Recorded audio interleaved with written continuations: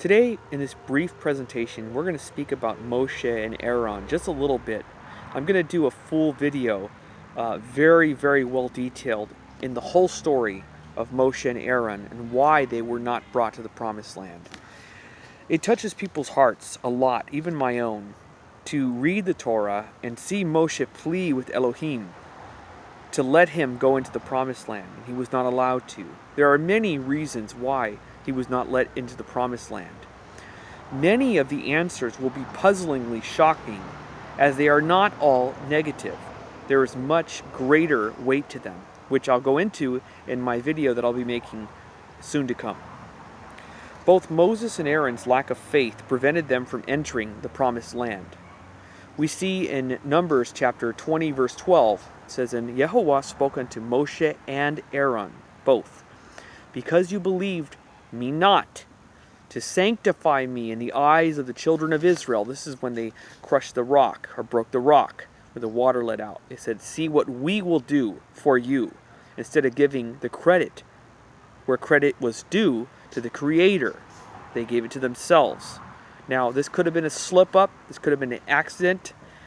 Nonetheless, the responsibility of both of them, especially Moshe, was unquestionable. "Therefore, you shall not bring this congregation into the land." I repeat, you will not bring this congregation into the land which I have given them. Both Moshe and Aaron, both of them, were not allowed to do this. Another point, Aaron helped build the golden calf for the Israelites to worship, and much judgment came upon the people because of this.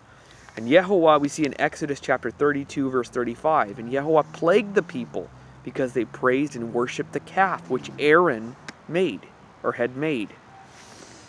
Another point, Aaron and Miriam both sinned because they spoke against God's anointed leader, Moshe, about the Cushite black woman, who was the Ethiopian Cushite woman, the Cushite race, the African race.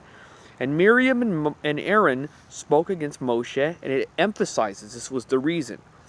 And Aaron and Miriam spoke against Moshe because of the Cushite woman, whom he had married. For he had married a Cushite woman, an Ethiopian. Numbers chapter 12, verse 1, you find that. So this bigotry, this act of bigotry, was the reason why they were plagued at that very moment, because they were being racist and bigotry. Another point, all the Israelites except Moshe, Joshua, and Caleb were guilty of murmuring against God when the 12 spies were sent to search out the Promised Land. We find this in Numbers chapter 13. Aaron's name was not mentioned alongside those that believed and were rewarded of not dying in the wilderness. So we see, so Yehovah's anger was aroused on that day, and he swore an oath, saying, "Surely none of the men who came up from Egypt, from 20 years old and above, shall see the land of which I swore to Avraham, to Isaac, and to Jacob, because they have not wholly followed me, except Caleb the son of Jephunneh, and Kenizzite, and Joshua the son of Nun, for they have wholly followed Yehovah." So Yehovah's anger we find in Numbers chapter 32, verses 10 through 13, says, "So Yehovah's anger was aroused against Israel." Now we're focused on Israel and that generation. "And he made them wander in the wilderness 40 years, until all the generations that had done evil in the sight of Yehovah was gone," wiped out. This is just a taste of a presentation I plan to do in the future, and I hope you'll look forward to it. We will study this more in depth in the time to come, God willing. I hope you enjoy your Shabbat Shalom, and rest well, spiritually, mentally, and physically. Take care.